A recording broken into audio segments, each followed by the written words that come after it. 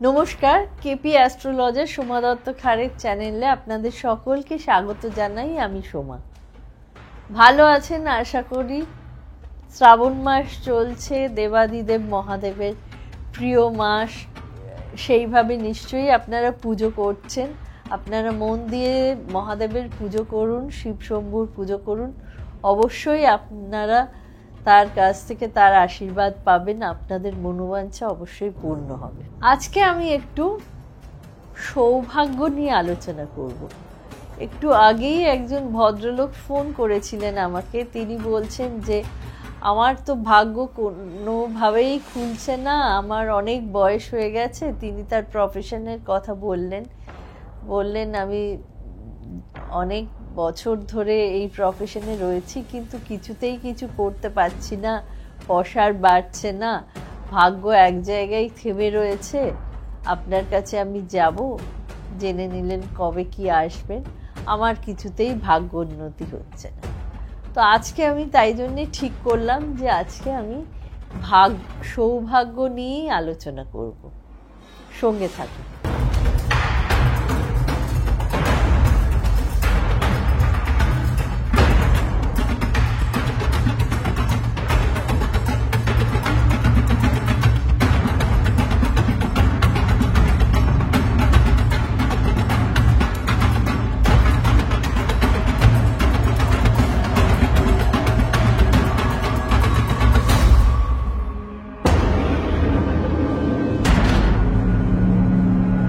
আপনারা অনেক সময় দেখবেন, প্রায় সব প্রোগ্রামেই আমার পেছনের ব্যাকগ্রাউন্ডে কোনো না কোনো পেন্টিংয়ের ছবি থাকে। এই পেন্টিংগুলো কিন্তু আমার নিজেরই করা। যেমন এটা একটি গণেশজির মূর্তি, সিদ্ধিবিনায়ক। বা ধরুন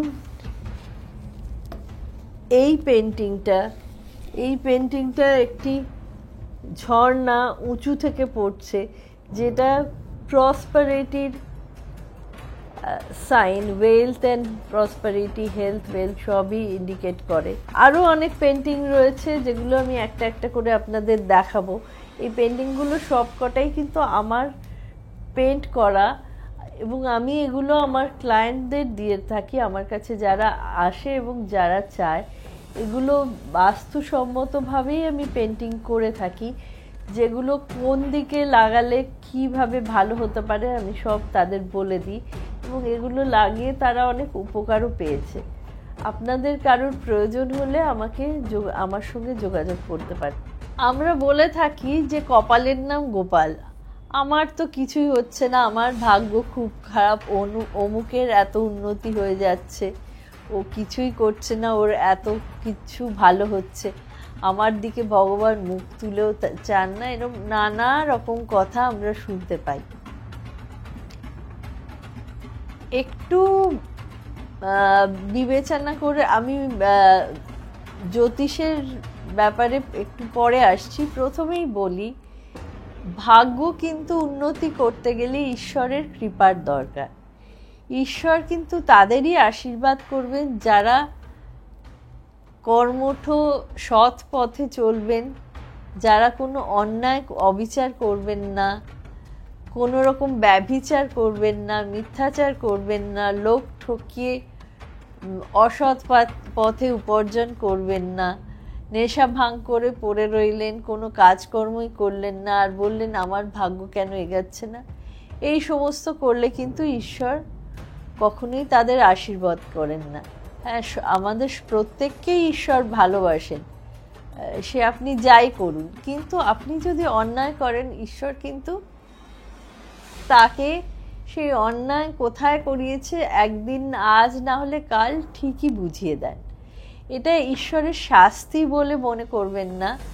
এটা যেমন ধরুন আমাদের বাবা মা, আমরা যদি অন্যায় করি, বাবা মা সেটা আমাদের বকুনি দেন বা ছোটবেলায় মারধর করে বোঝান। এটা কিন্তু শাস্তি, বাবা মা বা স্কুল শিক্ষকই হোক, গুরুই হোক, এটা কিন্তু শাস্তি, মানে ওইভাবে শাস্তি হিসাবে নেবেন না। মানে আপনার ক্ষতির জন্য কিন্তু সেই শাস্তিটা দেওয়া হচ্ছে না, আপনি যাতে ঠিক পথে আসেন তাই জন্যই এটা করা হয়। তো ঈশ্বর তাদেরই সহায় হবে যারা সৎ পথে চলবে, যারা কাজকর্ম করবে, কর্মযোগী, যে সবসময় সত্যের পথে চলবে, কোনো রকম অন্যায় করে 2 পয়সা রোজগার করে নিলাম এই সমস্ত করবে না। লোক ঠকিয়ে, কারুর সই জাল করে তার সম্পত্তি আমি কেড়ে নিলাম, এই সমস্ত করে হয়তো 2 দিন আপনি আনন্দে থাকলেন, কিন্তু তারপরে দেখবেন সেই সব টাকা আপনার ভোগেই লাগবে না, সব টাকা উড়ে যাচ্ছে। সুতরাং ঈশ্বরকে খুশি করতে গেলে কিন্তু সবসময় ভালো পথে চলতে হবে। জ্যোতিষশাস্ত্রে শনির 7.5 ঠিক এরকমই একটি ফেজ, যেটা শনি মহারাজ, মানে গ্রহদের রাজা শনিকে বলা হয়। শনি দেবতা, কিন্তু শনি দেবতা, আমি কথাটা ভুল বললাম, শনি গ্রহরাজ কিন্তু শিক্ষাগুরুও বটে। তিনি যারা অন্যায় অবিচার করে থাকেন তাদের কান মূলে শিক্ষা দিয়ে দেন এই 7.5 সময়। এই 7.5 বছরে কিন্তু একটা ফেজ চলে, যখন আপনার সময় খুব খারাপ যায়, তখন শনিদেব বলা হয় নাক ঘষে তাকে শিক্ষা দিচ্ছে, যে যেভাবে কাজ করবে, যার যা কর্মফল সেটা শনিদেব তাকে শিক্ষা দিয়ে দেয়। একটা ফেজ যায় যেটা মোটামুটি যায়, আর একটা ফেজ দেয় এই শিক্ষা দেবার পর শনিদেব কিন্তু রিওয়ার্ডও দিয়ে যায়। ঠিক সেই রকম এবার আমি জ্যোতিষশাস্ত্রে আসছি, যে সৌভাগ্য কাদের হবে। প্রথমে হস্ত করতলের কথা বলি। আপনাদের হাতে দেখবেন যাদের বৃহস্পতির ক্ষেত্র উঁচু, বৃহস্পতি ক্ষেত্র কোনটা, তর্জনীর একদম নিচে 3য় ভাগে দেখবেন যে জিনিসের আঙুলের নিচে যখন উঁচু হয়ে থাকে ওটা বৃহস্পতির ক্ষেত্র। যাদের যত উঁচু জানবেন বৃহস্পতি তাদের তত স্ট্রং। এবার এই বৃহস্পতি ক্ষেত্রকে অর্ধচন্দ্রাকার ভাবে দেখবেন, একটা অর্ধচন্দ্রাকার আকারের রেখা গেছে। এটা সবার হাতে থাকে না, যাদের হাতে থাকে তারা কিন্তু ভীষণভাবে সৌভাগ্যশালী। এটাকে বলা হয়ে থাকে গার্ডল অফ জুপিটার। এইটা যাদের হাতে থাকবে তারা ভীষণভাবে সৌভাগ্যশালী। অনেকের হাতে দেখবেন এইটা আবার মাঝখান দিয়ে কেটে গেছে, মানে দেখবেন 2 দিক দিয়ে অর্ধচন্দ্রাকার হয়েছে কিন্তু মাঝখান দিয়ে হয়তো কেটে গেছে। তাদের কি হয়, সৌভাগ্য অনেক সময় দেখবেন আস্তে আস্তেও কোনো না কোনোভাবে যেন আটকে যাচ্ছে, কোনো না কোনোভাবে তাদের টাকা পয়সা আসছে কিন্তু হাত থেকে ফসকিয়ে বেরিয়ে যাচ্ছে। এ তো গেল বৃহস্পতির ক্ষেত্র, যেটা বললাম সৌভাগ্যবান বা সৌভাগ্যবতী সেই সব জাতক বা জাতিকা। এরপরে আসি, হাতে কিছু চিহ্ন থাকে, যেমন মৎস্য চিহ্ন, ঠিক মাছের আকারে চিহ্ন থাকে, পতাকা চিহ্ন। এই সমস্ত চিহ্ন যদি ভাগ্যরেখার ওপর থাকে, হাতে যে স্থানে এই চিহ্ন থাকবে সেই স্থান, মানে সেই গ্রহটা, আমাদের হাতে তো এক একটা গ্রহ এক একটা জায়গায় নির্দেশ করে, যেই স্থানে এই চিহ্ন থাকে সেই গ্রহ জানবেন আপনার খুব ভালো। এটা যদি ভাগ্যস্থানে থাকে, ভাগ্যরেখার ওপর থাকে, তাহলে জানবেন আপনার ভাগ্য ভীষণভাবে আপনার সহায় থাকবে। অনেককেই আপনি দেখবেন হয়তো সেভাবে পড়াশুনোও করছে না, লাস্ট মোমেন্টে স্টেজে মেরে দিচ্ছে, তার রেজাল্ট খুবই ভালো হচ্ছে। সে বলছেও আমি সেভাবে কিন্তু পড়াশুনো করি না। আমরা মনে করি যে ঠিক বলছে না, নিশ্চয়ই পড়াশুনো করে, এসব মিথ্যে কথা নয়, কিন্তু সত্যি তার ভাগ্য এতটাই সহায়, প্রতিটি জিনিসই আচমকা তার খুব ভালো হয়ে যায়। এ তো গেল হস্তকরতলের কথা বললাম। এবার আসি জন্মকুষ্ঠিতে। বৃহস্পতি গ্রহ যদি তুঙ্গস্থ থাকে, তুঙ্গস্থ মানে কি, বৃহস্পতি যদি কর্কট রাশিতে থাকে এবং সেটা যদি বক্রী না হয়, বৃহস্পতির নক্ষত্রে যদি থাকে, বৃহস্পতি যদি স্বক্ষেত্রে থাকে, বা বৃহস্পতি যদি শুভ গ্রহের সঙ্গে অবস্থান করে তাহলে জানবেন কিন্তু আপনি সৌভাগ্যবান বা সৌভাগ্যবতী। আপনার নাম, যশ, অর্থ সবই হবে। কিন্তু এটা অবশ্যই জানবেন, যাদের জন্মছকে হেন বৃহস্পতি খুব ভালো জায়গায় রয়েছে তারা কিন্তু কখনোই জীবনে কোনো রকমভাবে অন্যায় করতে পারে না। তারা যদি এমন কোনো মানুষের সংস্পর্শেও আসছে যারা তাকে অন্যায় করতে বাধ্য করছে, তারা সেই অন্যায় কাজ করার আগে কিন্তু 10 বার ভাববে, হেজিটেট করবে, তারপরে কিন্তু আলটিমেটলি তারা সেই অন্যায় কাজটা করতে পারবে না।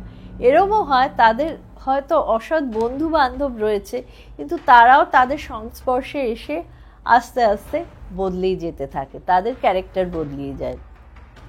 বৃহস্পতি ছাড়া আর কোন গ্রহ সৌভাগ্য আনে? যেমন শুক্র গ্রহ। শুক্র গ্রহ আমাদের ঐশ্বর্য দেয়। শুক্র গ্রহ যদি জন্মছকে উচ্চস্থ থাকে, মানে মীন রাশিতে থাকে, স্বক্ষেত্রে থাকে এবং শুভ গ্রহের সঙ্গে থাকে, বা এমন কোনো রাশিতে থাকে যে রাশির অধিপতি গ্রহ শুক্রের বন্ধু গ্রহ, তাহলে জানবেন, এবং শুক্র যদি বন্ধু নক্ষত্রে থাকে তাহলে জানবেন আপনার শুক্র জন্মছকে খুব ভালো। এবং অবশ্যই বলবো বৃহস্পতি এবং শুক্র দুটোর ক্ষেত্রেই বলবো, এই গ্রহরা যদি কোনোভাবেই ষষ্ঠ ভাব, অষ্টম ভাব বা দ্বাদশ ভাবের সঙ্গে যুক্ত না থাকে তাহলে অবশ্যই জানবেন এই গ্রহগুলো আপনাদের জন্মছকে খুব ভালো। শুক্র কি দেয় না? শুক্র আমাদের ঐশ্বর্য দেয়, ধন দেয়, ঐশ্বর্য দেয়। হেন শুক্র বৃহস্পতি গ্রহ যদি জন্মছকে ভালো থাকে, শুভ স্থানে থাকে, তাহলে আপনি সৌভাগ্যবান বা সৌভাগ্যবতী অবশ্যই হবে। আর একটা বলবো রাহু। রাহুর কথায় বলতে গেলে আপনি হয়তো বলবেন রাহু আবার সৌভাগ্য দেবে? নিশ্চয়ই। রাহু যদি শুভ স্থানে থাকে, রাহুর নিজস্ব কোনো ঘর নেই, রাহু যদি শুভ ঘরে থাকে, শুভ গ্রহের ঘরে থাকে, তাহলে জানবেন হঠাৎ করে আপনার অর্থ প্রাপ্তি হবে, হঠাৎ করে আপনার ভাগ্য ফিরে যাবে।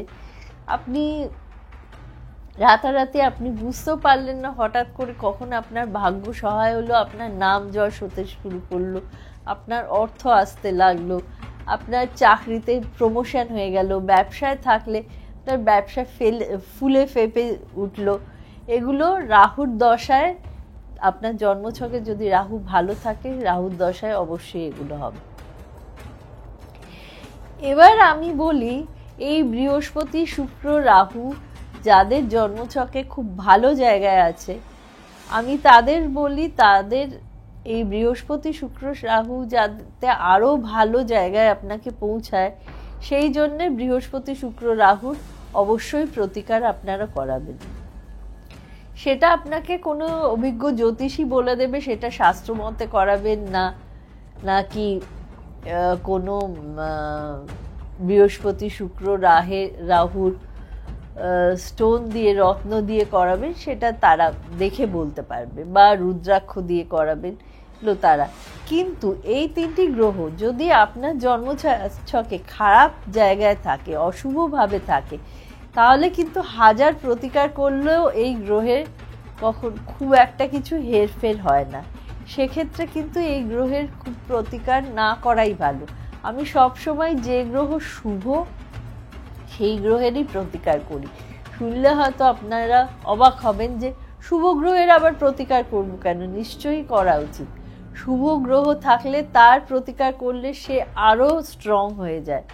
স্ট্রং হওয়ার ফলে কি হয়, আপনার জন্মকুষ্ঠিতে যে সমস্ত গ্রহ অশুভ জায়গায় রয়েছে, অশুভভাবে রয়েছে, তাদের ক্ষেত্রে কি হয়, সেই সমস্ত গ্রহের অশুভ ভাবটা এই গ্রহের শুভ ভাব এতই বেড়ে যায়, সেই শুভ ভাবের দ্যুতিতে এই অশুভ দ্যুতি অনেক নিয়মান হয়ে যায়। এই জন্যই বলবো শুভ গ্রহদের আরো বেশি করে প্রতিকার করা উচিত। এইভাবে আমরা আমাদের ভাগ্য ফেরাতে পারি। এবার আমি আসি আপনাদের কিছু টোটকার ব্যাপারে, যে সমস্ত টোটকা আপনারা জীবনে প্রয়োগ করলে হয়তো আপনারা কিছুটা সৌভাগ্য ফিরিয়ে আনতে পারেন। প্রথমেই বলবো, আপনার বাড়ির পরিষ্কার রাখবেন, বিশেষ করে রান্নাঘর, পুজোর ঘর, এইসব জায়গায় যেন নোংরা না থাকে। নোংরা করে রাখলে কিন্তু কখনোই সেখানে লক্ষ্মী আসে না। লক্ষ্মীবারে, বৃহস্পতিবারে লক্ষ্মীর আরাধনা করবেন, লক্ষ্মীর পুজো করবেন, দীপ জ্বালাবেন, বাড়িতে ধুনো দেবেন। আগেকার দিনে ঠাকুমারা বাড়িতে ধুনো দিত। আজকাল আমরা ইন্টারনেট যুগে এতই আমাদের ল্যাপটপ আর মোবাইল নিয়ে ব্যস্ত, আমরা এসব ধুনো দেওয়ার কথা ভাবতেও পারি না। আর আগামী প্রজন্ম তো ধুনো জিনিসটা কি সেটাও বুঝতেই পারবে না, সেটা একটা মিউজিয়ামে রাখার মতো জিনিস হয়ে যাবে। কিন্তু এই ধুনো দেওয়া যে কত ভালো, বাড়িতে যে কত নাকারাত্মক ঊর্জাকে তাড়িয়ে দেয় এই ধুনো, কি বলবো। ধুনোর মধ্যে অবশ্যই একটু কর্পূর দিয়ে ধুনোটা জ্বালাবে। এছাড়া এটা আমি সবসময় বলি, নুন দিয়ে প্রতিদিন যদি বাড়িতে ঘর মোছেন, মানে নুনে কিন্তু সমস্ত নেগেটিভ এনার্জি দূর হয়ে যায়। নুন দিয়ে যদি সমস্ত ঘর মোছেন রেগুলার, তাহলে বৃহস্পতিবার ছাড়া, তাহলে জানবেন কিন্তু আস্তে আস্তে আপনার বাড়িতে যে নেগেটিভ এনার্জি রয়েছে সেই নেগেটিভ এনার্জি দূর হয়ে যাবে একদিন। আপনার যদি শরীর খারাপ হয় বা কখনো মনে হয় কেউ আপনার কোনো ক্ষতি করছে, সেটা যে কোনোভাবেই হোক, তাহলে যদি স্নানের জলে একটু নুন মিশিয়ে স্নান করেন, মানে আপনি স্নান করে ওঠার পর আপনি বালতির জলে একটু নুন দিয়ে এক মগ সেই জলে স্নানটা করে নিলেন, তাহলে আস্তে আস্তে কিন্তু আপনার শরীর থেকে সেই নাকারাত্মক ঊর্জা চলে যাবে। এছাড়া বৃহস্পতিবার দিন যদি একটা হলুদ কাপড়ে 3টে কড়ি নিয়ে একটি কাঁচা টাকার কয়েন, মানে 1 টাকার কয়েন নিলেন, একটা কাঁচা হলুদ নিলেন, নিয়ে আর একটু আতপ চাল নিলেন, নিয়ে একটা পুটলি করে আপনি মনে মনে আপনার মনস্কামনা বলে মা লক্ষ্মীর সামনে রাখতে পারেন। তাহলে জানবেন আস্তে আস্তে আপনার ভাগ্য ফিরে যাবে। ঈশ্বরকে সব সময় বিশ্বাস করবেন। ঈশ্বরের কাছে যদি আপনি পুরোপুরি সারেন্ডার করে দেন নিজেকে, তাহলে নিশ্চয়ই তিনি আপনাকে রক্ষা করবেন। বাড়ি থেকে বেরোবার সময় একটা রুটি নিয়ে কাককে খাইয়ে দিন, এতে সৌভাগ্য বাড়বে, জীবনে সাফল্য আসবে। শনি বা মঙ্গলবার 12টা কয়েন, একটা কড়ি একটা লাল কাপড়ে বেঁধে সৌভাগ্যের কথা ভেবে মা কালীর সামনে রেখে এই মন্ত্রটি কালী কালী, মহাকালী, জয় কালী, রক্ষা কালী, শ্মশান কালী, সুরমাসুর 108 বার জপ করতে হবে। এরপর ওই পুটলিটা কোনো গোপন জায়গায় তুলে রাখতে হবে, আর প্রতিদিন ওই মন্ত্র 108 বার জপ করতে হবে। আপনার সৌভাগ্য ফিরবেই। একটা কড়ি নিয়ে সেই কড়িটার সামনে ওং লক্ষ্মী সৌভাগ্যায় এই মন্ত্র 11 বার জপ করে কড়িটা কোনো গোপন জায়গায় রাখতে হবে। 11 দিন টানা 11 বার মন্ত্রটি জপ করার পরে 12 দিনের দিন কোনো প্রতিষ্ঠিত মন্দিরের আশেপাশে ফেলে দিয়ে চলে আসতে হবে, মনস্কামনা যা আছে সেটা বলে। তবে মন্দিরের ভেতরে নয় কিন্তু। একটা কাগজে লাল কালিতে লিখতে হবে রিং জয় মহাকালী রিং। কাগজটাকে পিতলের কলসিতে রেখে লাল কাপড় দিয়ে বেঁধে তার ওপর তিলের তেলের প্রদীপ 10 মিনিট জ্বালিয়ে পূর্ব দিকে মুখ করে মনস্কামনা বলে প্রদীপটা ওখান থেকে সরিয়ে ওই কলসির ওপর একটা জবা ফুল রেখে ওই মন্ত্রটা 108 বার জপ করে মা কালীর আসনে রেখে পরের দিন সকালে কোনো প্রবাহিত জলে বিসর্জন করে দিতে হবে। বাড়িতে কেউ অসুস্থ হলে বা কারোর কোনো কালা জাদু যদি কারোর উপর করা হয়, তাহলে তাওয়াতে 7টা লবঙ্গ পুড়িয়ে বাড়ির একটা কোণায় রেখে দিন। এতে বাড়িতে সকারাত্মক শক্তি বা ঊর্জার প্রভাব বাড়বে, সৌভাগ্য বৃদ্ধি পাবে। বাড়ি থেকে বেরানোর আগে মিষ্টিমুখ করে গণপতির নাম করে বেরোলে যে কাজে যাচ্ছেন সেই কাজে সফল হবেননি, সিদ্ধিলাভও করবেন। শিবের ফটোর সামনে ওং ব্রং ম্রং ভৈরবায় ফচ এই মন্ত্র 108 বার জপ করলে আপদ বিপদ ঝামেলা ঝঞ্ঝাট কেটে যাবে। এটা সোমবার থেকে শুরু করে প্রতিদিন করতে হবে। শিবের মাথায় জল, কালো তিল আর আতপ চাল দিয়ে মনস্কামনা জানাতে হবে। সোমবার নিরামিষ খেতে হবে আর শিবকে ঘিয়ের লুচি আর হালুয়া ভোগ দিয়ে বাড়ির সবাই সেই প্রসাদ খাবেন। অল্প কিছুদিনের মধ্যেই সৌভাগ্য ফিরে আসবে। বাঁ হাতের কবজিতে একটি হলুদ সুতো মোটা করে বেঁধে রাখুন, এটি আপনার সৌভাগ্য বাড়াবে। শুক্রবার লক্ষ্মীকে 5টি ছোট এলাচ দিন। পুজোর পরে এলাচগুলি লাল কাপড়ে বেঁধে আলমারিতে রাখুন, এতে আপনার সৌভাগ্য বৃদ্ধি হবে। শনির 7.5 যাদের চলছে তারা অবশ্যই কঠোর পরিশ্রম করতে হবে। যদি আপনি অলসভাবে বসে থাকেন তাহলে কিন্তু সৌভাগ্য আপনার দরজায় আসতে গিয়েও আসতে পারবে না। আপনি যতই ন্যায়ের পথে চলুন তাহলেও নয়, কিন্তু আপনাকে পরিশ্রম করতে হবে। শনি কিন্তু তাদেরই দেবে যারা কর্মঠ কর্ম করে যাবে। ভালো থাকবেন, পজিটিভ ভাববেন, আর কখনোই ভাববেন না যে আমার ভাগ্য সহায় নেই। ভালো সময় খারাপ সময় প্রত্যেকটি মানুষের জীবনে আসে। যে রাজা তার জীবনেও আসে, যে ফকির তার জীবনেও আসে। আপনার জন্মকুষ্ঠিতে গ্রহের শুভ গ্রহের যখন দশা আসবে অবশ্যই আপনার সময় ভালো যাবে। ঈশ্বরে বিশ্বাস রাখবেন, পজিটিভ ভাববেন, ভালো থাকবেন। নমস্কার।